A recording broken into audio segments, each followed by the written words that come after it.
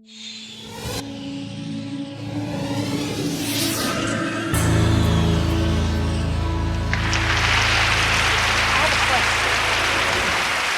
you ever taken the time to reflect on the series of events, the thoughts, the actions, the choices, the mindsets, and ultimately the decisions that has gotten you to this point of your life? Now, there's a saying that our lives are a reflection of the decisions that we've made. I want to add to that the decisions that we have made is truly a reflection of the mindsets that we have had or that we have. Now, I truly believe that our lives are predestined. I believe that God knows our beginning as well as our end. So in that, when it comes to the experiences that we have had, be it have shocked us, surprised us, or even stunned us, it was pending to occur, and it was waiting our arrival. This was me. This was me right here. Several weeks ago, I was asked a question. And when I was asked this particular question, I found myself staring out the window, pondering over the question that was asked. Now, this here is my beautiful daughter, Destiny. I have 3 daughters, 3 amazing daughters, but this is the youngest of the 3. Now, Destiny writes papers for her school. She also has a paid internship at 15 years old with NWI Life, which is Northwest Indiana Life. It's a publication where she also writes articles. Now, one day she came to me and she said, "Mommy, I want to feature you in my next article." Well, of course, without hesitation, I said yes. But when I said yes, I had no idea about the question or how she was going to phrase the question, I should say. Now, here it is. She asked me this question, and I said to myself, you know something? I've been interviewed before. I have no problem. What question can a 15-year-old ask me that I can't handle? Well, that 15-year-old had me pondering over a question. As a matter of fact, it was question number 3 from the 7 questions that she asked. And here was the question. What was your biggest influence when you was younger or growing up, and how did it affect you? Now, that's a reasonable question. It's not even hard. The problem that I had with the question was this. Now, I'm figuring this is a 15-year-old kid. I want to give you something nice and bubbly for the questions or the article that you're writing. I don't want anything sad or depressing. I wanted to think of something that was real, real good. But when she put the word biggest in there, at that point, that changed the trajectory. Because that wasn't my story. It was the complete opposite. So to know that it was the complete opposite, I knew I had to give her a response. I didn't like that. I really did not like that. So what it did, it took me back. It took me back a whole lot of years. See, because during this time, I'm preparing her to get ready for school. So it took me back to my school age years. And it made me think about a childhood friend that I had. And even now, I'm seeing her smile from ear to ear and all bright whites in between. I'm thinking about how the lunch bell would ring. And when that lunch bell would ring, off to the playground we'll go. We're climbing the monkey bars. We're sliding down the sliding board. We're swinging on the swings. And on the count of 3, we're jumping out. Now it's time to have lunch. And everybody know everything went down in the lunchroom. So as we're sitting having lunch, there was no issues, especially when the food came. There were certain meals we all loved to have in our childhood years while we would eat our lunch. For us, it was the hamburgers, the pizza, and of course, those butter cookies. There was no cares in the world. We were all good. There was no issues. Like we sometimes hear us older people say, Those were the good old days. Those was the good old days. Now, years passed, and during this time frame, the districts changed. And what I noticed was that she was assigned to go to one district, and I was assigned to go to the district that was across town from her. So this childhood friend I had, we separated. That's what happens when the district changes. Life goes on. Now more years has passed, and we're going toward our high school years, and I hear a little something about my childhood friend. Someone told me that my childhood friend was pregnant. Pregnant? Well, at first I didn't believe it, but it was true. She was pregnant. As a matter of fact, several weeks later, as I was walking to another friend's house, I saw her after all of these years. But when I saw her, me being who I was then, I was curious, George. I asked a question.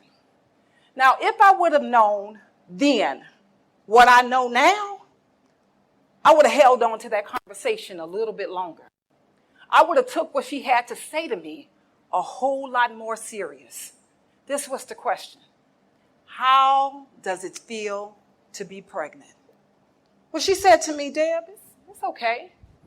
She said, the only problem that I have is every now and then I get a headache.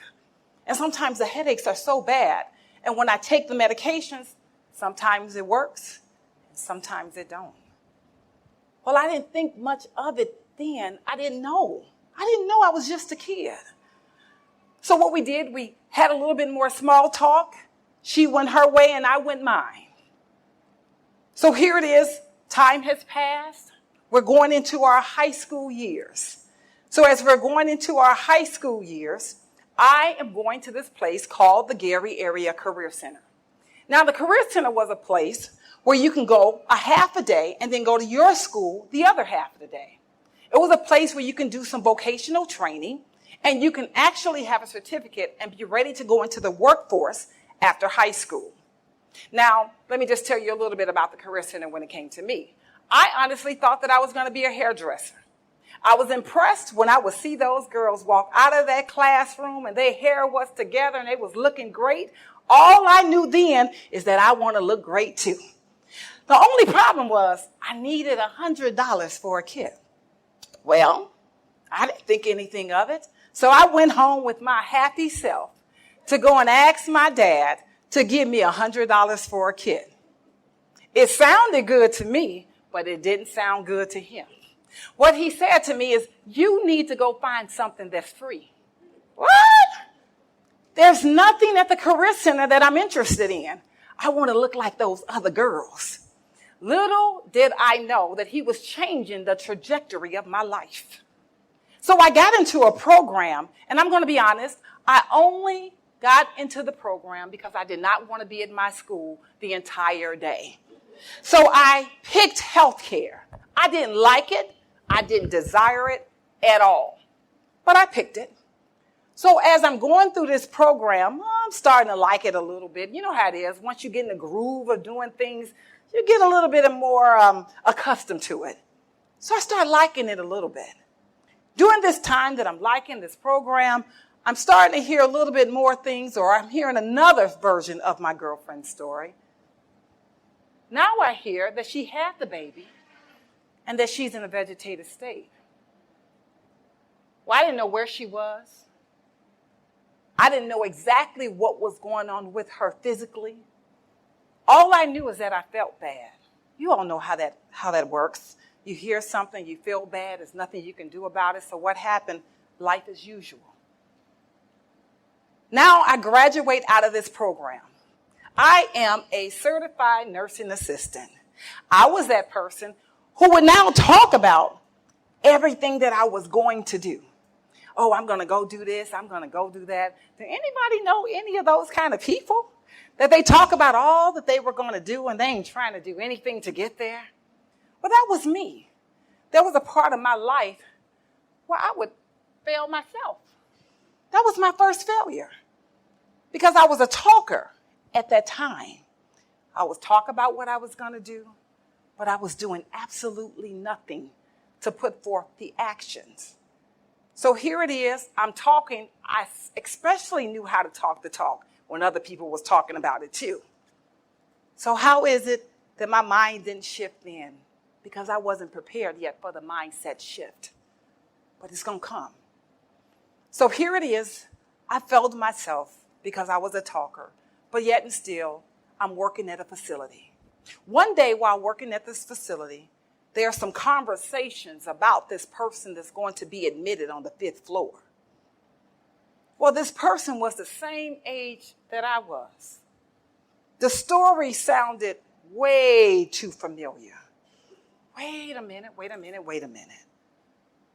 I had to go find my supervisor because I was wondering, hey, I need the name. If you can give me the name, maybe I can have peace about what I'm thinking. You know how that is. I found my supervisor, and she gave me the name that I didn't want to hear. See, because now I'm finding out that my childhood friend is in the same place that I'm at. Now I'm thinking to myself, how did this happen? How did this happen? Now, isn't it amazing? I went straight from childhood friend, now I'm being selfish. Why am I being selfish? Because I didn't want to see her that way. I wanted to remember her the way that she was. The way I saw it, there are 7 other plus facilities within a 20-mile radius. How is it that she ends up here at this time that I'm in this building? Now, I don't know about you, but I would hear people say sometimes, I don't want to see them that way. Illness, death, whatever it may be. But in their head, they've already made a decision. That was me. Even though she was in a state that she didn't ask to be in, I didn't understand what empathy was. So for me, here I am. Now, when I heard that she had been admitted, I was protected. Why? Because I wasn't assigned to that floor. So I never went to see her until that day came. Now, as you know, I'm in healthcare now, and we all deal with shortage. And the shortage happened even then. It was to the point that they had told me that we need you to go to the 5th floor. If I'm going to the 5th floor, I'm quitting right now. But you know what I had to do? I had to be very, very, very thoughtful because my mind shifted to me now thinking about my supervisor. See, because she granted me what I needed at that time to not have to go and work on the floor when she first came into the building. So I took that into consideration. So what I asked her was this: if I go to the 5th floor, is it possible that I can work on the opposite side? And she said, they have no problem. See, but this is what I knew. Her mother would visit every day. And I knew her mother knew who I was. So the minute she saw me, I knew she was going to ask the question. Oh, my God. So you know what I did? I started making excuses. I started thinking about everything possible that I can say when she asked me that question, because I already knew that I wanted to be able to say something that made some sense. Now, who all know that I can only dodge somebody for so long? So one day as she was getting off the elevator, our eyes locked. And I felt like I was in a Spike Lee movie, walking real slow on that conveyor belt, but we're closely and slowly coming toward each other. And she asked me the question. And when she asked me the question, I didn't have an excuse in the world. Why? Because the excuses didn't even sound right to me.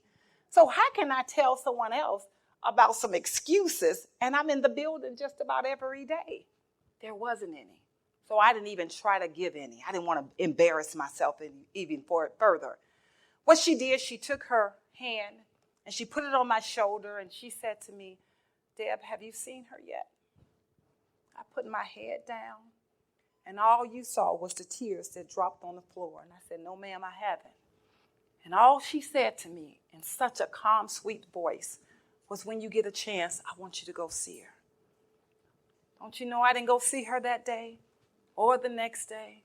It took me about a week to build up the nerve, to get my mind to shift and be prepared at what I was going to see, at what I was going to say. My mind had to shift from being selfish to now being selfless. How do you do that? You have to make up your mind. So when I went into her room, I stood over her bed and I told her how sorry I was. I'm sorry that I did not come prior to this point. I'm sorry that you're in this situation. I'm sorry. But from that day forward, I did not miss a day of going to see my friend. I would read to her. When I was in the room, I would care for her, whatever she needed. They all knew that if I was in there, it's already taken care of. Now, one day, I'm on that opposite side of the floor again. On the floor that I used to request, or on the side that I used to request. I'm on that side working, and anybody that's in healthcare know that there are certain words that you don't like to hear. As I'm rendering care to someone else, I hear the words that nobody ever want to hear. Code blue, 503. Wait, let me get myself together. Because I was just in the room earlier that day and I was letting her know I'll be back and I'm going to read you this story. I never got a chance to read that story. I hear it again, code blue, 503.